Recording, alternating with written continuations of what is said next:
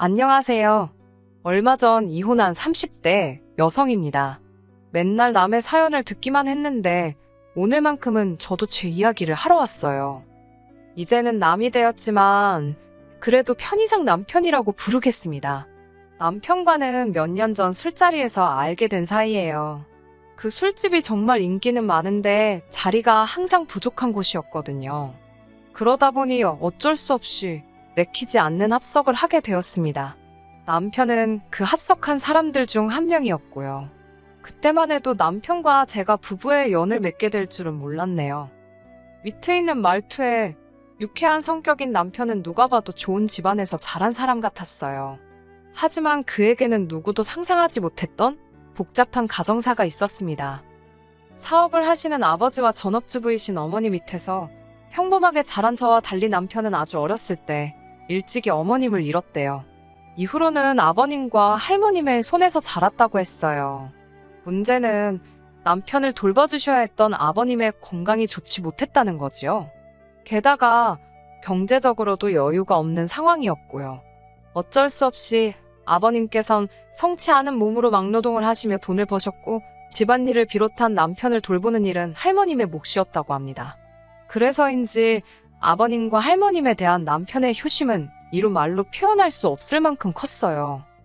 저는 이런 남편의 상황이 저희 결혼에 영향을 미칠 거라고 생각하지 않았습니다. 하지만 남편은 저희 부모님이 자기를 어떻게 보실지 몹시 걱정하는 눈치였어요. 저희 집에 인사를 드리러 갈 때 청심환을 2알씩이나 까먹던 남편의 모습이 지금도 눈앞에 선명하네요. 남편의 우려와는 달리 다행히도 저희 부모님께선 남편의 어려웠던 시절을 크게 개의치 않으셨습니다. 오히려 그런 상황에서도 이렇게 반듯하게 자라서 보기 좋다며 남편을 치켜 세워주시더라고요. 참고로 남편과 달리 저는 이미 아버님과 할머님을 몇 번 뵌 적이 있었습니다. 두 분 다 한결같이 저를 예뻐해 주셨기 때문에 남편 쪽 어른들에 대해서 저는 크게 걱정하지 않았습니다. 본격적으로 결혼 준비를 하게 되면서 남편의 재정 상황도 알게 되었습니다. 전에도 연봉이라던가 대략적인 건 알고 있었기에 큰 걱정은 없었어요. 아무래도 아버님이나 할머님 두 분 다 경제활동을 하실 수 없는 상황이었으니 적고 가는 부분도 있었고요. 하지만 그럼에도 불구하고 제 예상보다 훨씬 좋지 못했던 남편의 재정 상황이 당황스럽긴 했습니다. 솔직히 말하자면 친정 부모님께 어떻게 말씀을 드려야 하나 싶더라고요.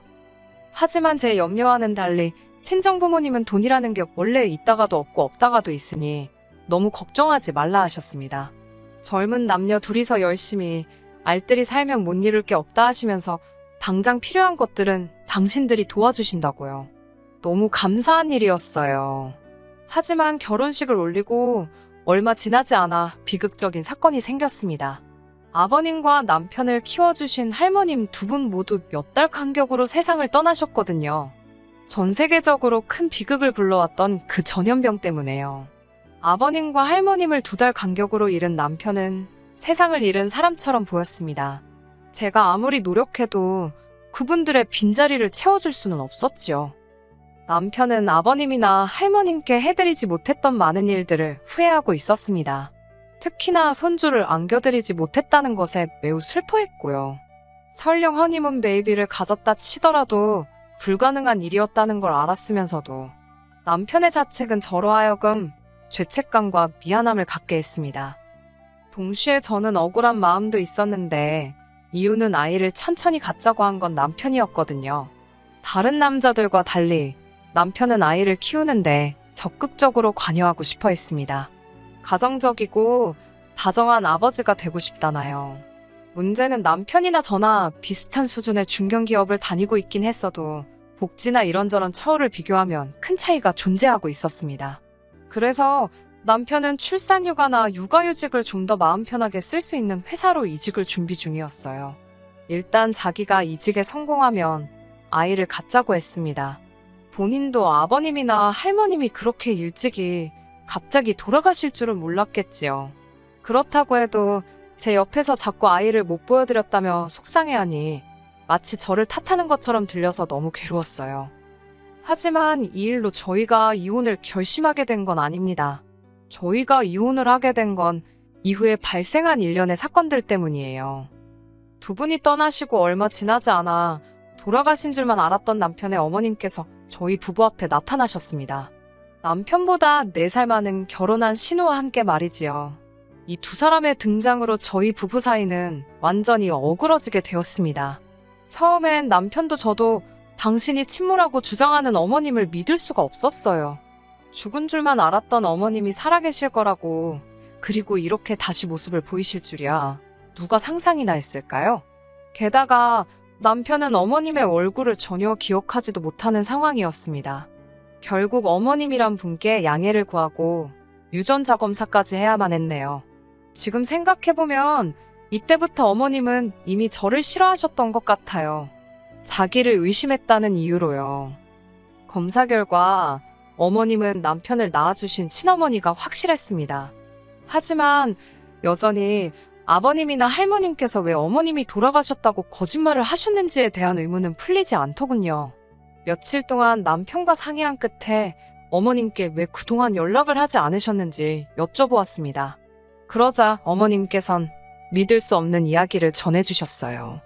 아버님이 당신을 때리셨고 그걸 견디지 못한 당신이 집을 나갔으며 이후로 할머님께서 어머님이 아들인 남편에게 몇 번이고 연락하려고 한 걸 회방을 놓으셨다면서요. 솔직히 저는 어머님의 말씀을 믿을 수가 없었습니다. 비록 오랜 시간은 아니었지만 제가 겪은 아버님과 할머님은 정말 좋으신 분들이셨거든요. 무엇보다 어머님 말씀대로 그렇게 나쁜 분들이셨다면 왜 남편에게 아파서 돌아가셨다고 말씀하셨을까 싶더라고요. 얼마든지 어머님을 나쁜 여자, 못된 엄마로 표현하실 기회가 있었는데 말이에요. 게다가 남편보다 4살 많은 신우의 존재도 이해가 되질 않았습니다. 신우와 남편은 생긴 것도 판이하게 달랐고 신우는 유전자 검사 같은 건 절대 안 할 거라고 버텼거든요. 그러면 안 된다는 걸 알면서도 자꾸 이상한 생각이 들었습니다. 제가 너무 막장 드라마를 많이 봤나 싶을 정도로 머릿속이 복잡해져만 갔어요. 하지만 제가 이런 의심을 겉으로 내보일 수는 없었습니다. 아버님과 할머님이 떠나신 이후로 남편에게서는 늘 외로움이 느껴졌었거든요. 그런데 어머님이 오시고 나선 남편이 눈에 띄게 밝아진 모습을 보이더라고요. 어머님의 존재가 남편에게 큰 힘이 되는 눈치였어요. 그렇다 보니 아내된 입장에서 그저 어머님과 잘 지내는 것만이 남편을 위하는 방법이다 싶었습니다. 하지만 이제 와서 말이지만 어머님과 신우, 그 둘과 잘 지내기란 생각보다 훨씬 어려운 일이었습니다. 유전자 검사 이후로 어머님은 말 그대로 기세가 등등해지셨습니다. 일단 이제라도 그동안 못다한 애미 노릇을 해야겠다며 다짜고짜 저희 집에 들어와서 살겠다 하셨습니다. 옆에서 신우도 한다는 소리가 당신은 20살 이후로 계속해서 어머님을 부양했으니 할 만큼 했답니다. 이제 아들인 남편이 어머님을 부양하는 게 도리에 맞는 거라나요. 제가 어이가 없어서 신우에게 형님이야 잘하면서 어머님한테 사랑을 듬뿍 받고 자라셨겠지만 제 남편이야 어머님 얼굴도 기억을 못하고 사랑도 못 받았는데 이제 와서 도리를 찾으시냐고 따졌습니다. 그러자 신우도 할 말이 없는지 목소리만 자꾸 높이더라고요. 급기야 윗사람이 하라면 하면 되지 않냐는 어디선가 100번쯤은 들어본 듯한 말을 내뱉으면서 저더러 모처럼 상봉한 모자지간을 끊어놓을 셈이냐입니다. 하지만 제가 아무리 치열하게 싸우면 뭘 하나요. 남편이 우유부단하고 가타부타 말을 못하니 아무짝에도 소용이 없더라고요. 남편은 급기야 저에게 딱 1년만이라도 같이 살면 안 되겠냐고 애걸복걸 부탁을 했습니다. 어머님이 어떤 사람인지 너무 궁금하다면서 자기도 어머님의 사랑을 받아보고 싶다나요. 그런 남편을 보니 더는 싫다 소리를 할 수가 없었어요. 결국 딱 1년을 약속받고 어머님과의 동거 생활을 시작했습니다. 문제는 결혼했다는 신우가 자기 집에 갈 생각은 안 하고 어머님이랑 같이 짐을 핑계로 저희 집에 눌러 앉으려고 하더군요. 이때만큼은 저도 참지 못하고 화를 냈습니다. 결혼도 했다면서 왜 집에 안 가고 우리 집에 눌러 앉으려는 거냐고 따지고 들었지요. 남편이 어렵게 털어놓은 이야기는 황당했습니다. 신우가 아이를 못 낳아서 쫓겨난 상황이었다네요. 요즘 같은 시대에 아이를 못 낳아서 쫓겨난다니. 같은 여자로서 안쓰러운 마음은 분명히 있었지만 어머님뿐만 아니라 신우까지 같이 데리고 살 수는 없었습니다. 결국 신우도 제 기세에 눌렸는지 저희 집에서 멀지 않은 곳에 위치한 고시원으로 들어가더라고요. 고시원에 있다는 사실도 한참 후에 알게 되었어요. 어머님과 함께 사는 건 생각보다 훨씬 어려운 일이었습니다. 어머님은 그동안 못다한 애미노릇이라는 명분으로 5만 가지에 다 간섭을 하셨거든요. 심지어 남편이 메고 나가는 넥타이 색깔까지도 신경을 쓰셨습니다. 현관에서 남편을 배웅하는데 어머님이 저와 남편 사이에 서서는 넥타이를 다시 가져오라 하시고 손수 남편 머리를 만져주셨습니다. 신혼생활에서 제가 소소하게나마 즐기던 것들을 당신이 다 하려고 드셨지요. 이걸 어떻게 받아들여야 하는 건지 감이 안 오더라고요. 무엇보다도 남편이 어머님의 그런 행동들을 즐거워하는 눈치였습니다. 그러니 제가 서 있을 곳이 하루가 다르게 줄어드는 느낌이었어요. 그런 어머님과의 동거 생활로 한껏 지쳐가던 올해 봄이었습니다. 몸이 영 좋지 않았는데 짐작가는 바가 있어 임신 테스트를 해보게 되었네요. 그리고 제가 아이를 가졌다는 사실을 알게 되었습니다. 솔직히 말하면 기쁨과 떨떠름한 마음이 반반이었어요. 저는 일단 남편에게 제 임신 소식을 따로 알렸습니다. 남편은 제 예상보다도 더 기뻐해 주더라고요. 아버님과 할머님께 못한 효도를 이제라도 할 수 있게 되었다면서 저더러 너무 고맙다 했습니다. 하지만 어머님의 반응은 지금 다시 떠올려도 정말이지 큰 상처로 남아 있습니다. 어머님은 일단 소위 밥상머리에서 남편이 재수없게 아버님과 할머님 이야기를 꺼냈다며 노골적으로 기분 나쁜 티를 내셨습니다. 사실 어머님은 돌아가신 아버님과 할머님을 대놓고 미워하고 싫어하셨어요. 반면에 남편은 자신을 키워주신 분들이고 그분들께 큰 사랑을 받았기 때문에 그런 어머님의 반응을 받아들이지 못했지요. 어머님이 그런 반응을 보이실 때마다 이러지도 저러지도 못하는 남편을 보면 참 안쓰러웠습니다. 남편은 어머님과 정말 잘 지내고 싶어 했거든요. 마치 돌아가신 아버님과 할머님이 자기를 가엾게 여겨 어머님을 보내주신 것 같다면서요. 제가 보기엔 말도 안 되는 소리였지만요. 결국 어머님께 축하한다는 말 한마디 제대로 듣지 못했습니다. 처음부터 큰 기대가 없었기에 실망도 없을 줄 알았어요. 하지만 생각보다 훨씬 마음이 아프더라고요. 게다가 며칠 뒤 신우로부터 연락을 받았습니다. 신우는 날카로운 목소리로 애를 가졌냐고 묻더라고요. 저는 제가 죄를 진 것도 아닌데 저에게 짜증스러운 목소리로 신경질을 부리는 신우를 이해할 수 없었습니다. 저도 신우의 목소리에 한껏 예민해져 살살맞게 그렇다 했더니 뜬금없이 저더러 임신한 게 벼슬이냐며 소리를 지르더라고요. 제가 애 떨어지겠다고 왜 그렇게 소리를 지르냐고 받아쳤습니다. 그러자 저더러 계속 그렇게 애 가진 유세를 부릴 거냐며 알아듣지도 못할 소리를 떠들어대더니 혼자 전화를 끊어버리더군요. 이때만 해도 별 미친 여자가 다 있다 싶어서 상종을 말아야겠다 싶었습니다. 그날 밤 저는 남편에게 살면서 가장 황당한 소리를 듣게 되었습니다. 남편은 참담한 얼굴로 저를 쳐다보더니 이번엔 저희가 양보하자 했습니다. 제가 뜬금없이 뭘 양보하냐고 물으니 신우가 먼저 아이를 가질 때까지 기다려야 할 것 같다대요. 원래 눈치도 빠르고 말귀도 잘 알아듣는 저인데 이때만큼은 도대체 남편이 무슨 소리를 하는 건지 알 수가 없었어요.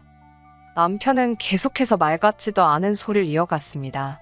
어머님이 하신다는 소리가 제가 신우가 애를 못 가져서 쫓겨난 걸 뻔히 알면서 신우 한 방 먹이려고 임신을 한 거냐며 노발대발 하시더랍니다. 그러면서 신우 상처받을 건 생각 안 하냐고 남편에게도 굉장히 뭐라고 하셨다는 거예요. 그게 무슨 말도 안 되는 소린지 어이가 없더라고요. 제가 남편에게 그 말을 믿냐니까 당연히 믿지 않는다면서도 아이는 언제든지 또 가질 수 있지 않냐입니다. 저나 자기는 아직 한참 젊으니까 이번엔 포기하자더군요. 뭐라 할 말이 없었습니다.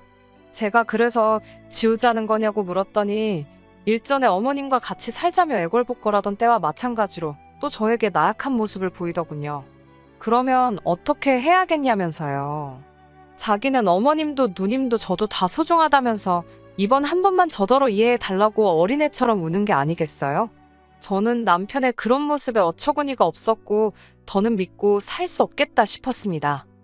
결국 다음날 남편에게 말하지 않고 혼자 병원으로 향했어요. 친정부모님에겐 아직 제가 임신했단 이야기도 하지 않았던 터라서 솔직히 다행이다 싶더라고요. 친정부모님 가슴에 대못을 박지 않아도 된다 생각하니 그나마 마음이 낫더라니까요. 병원에 도착해서 일단 이런저런 검사를 받기 시작했습니다. 사실 테스터기만 한번 해보고 일이 바빠 병원도 오지 못했었으니까요. 그런데 이게 웬걸 저는 임신이 아니었습니다. 의사 선생님 말로는 아주 간혹 어떤 이유로 두 줄은 보였으나 임신이 아니거나 자연유산이 되는 경우가 종종 있답니다. 이건 뭐 웃어야 할지 울어야 할지 그래도 이렇게 된 거 남편에게는 수술한 척 해야겠다 싶었습니다. 솔직히 이때는 저도 남편에게 상처를 주고 싶었어요. 남편은 저더러 어딜 다녀왔냐 물었고 저는 최대한 피곤하고 힘든 모습을 보이며 당신이 원하는 대로 했다고 했습니다. 그러자 남편은 제가 임신했을 때보다 더 반가운 표정으로 정말 저 같은 여자는 세상에 없답니다. 소름이 끼치더라고요. 어머님이라고 별반 다를 바가 없었습니다. 당분간 당신 딸에게 시간을 주잡니다. 일단 신우만 임신하고 나면 제가 하고 싶은 대로 하라나요. 제가 어머님을 바라보며 그런데 집에서 쫓겨난 주제에 무슨 수로 임신을 하냐고 물으니 어머님이 허를 찔린 듯한 표정으로 절 바라보셨습니다. 제가 아무 남자나 붙잡고 그걸 할 것도 아니고 혼자서 무슨 수로 애를 갖냐고요. 못 갖는 게 정상 아니냐고. 그리고 전부터 궁금하던 건데 왜 신우만 데리고 나가셨냐고 물었습니다. 혹시 남편이랑 신우랑 배다른 남매인데 다아버님 자식이라고 거짓말해서 키우시다 들킨 거 아니냐고 따져댔지요. 지금 생각해보면 저도 할 말 못할 말 안 가리고 마구잡이로 했네요. 어머님은 뭐라고 제대로 대꾸도 못하시곤 오로지 욕만 하고 계셨습니다. 저더러 네가 뭘 아냐면서 함부로 떠들어대냐고요. 남편도 그제서야 설마 하는 표정으로 어머님을 보더라고요. 정말 그런 생각을 한 번도 안 해봤나 싶어서 제가 더 어이가 없었습니다.